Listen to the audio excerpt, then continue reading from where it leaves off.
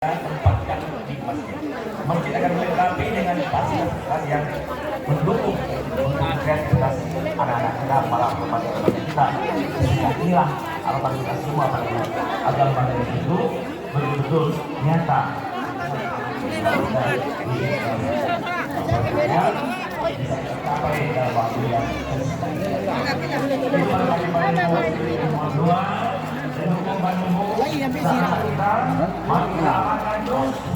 untuk bangkit dari masjid dari apapun yang dibaik.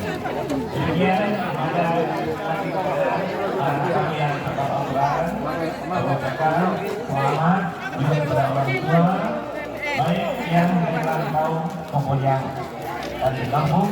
Juga terima kasih kepada ibu kita dan guru-guru TPA, guru MBA kita yang bekerja baik adat maupun agama, yang itu merupakan bagian dari pemerintah kota Agam di bawah pimpinan kami bersama Bapak Muhammad.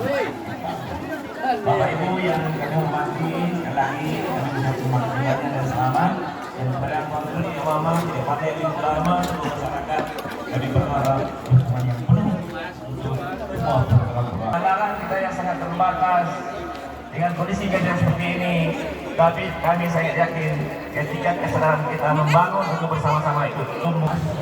Bila kita memilih, Assalamualaikum warahmatullahi wabarakatuh.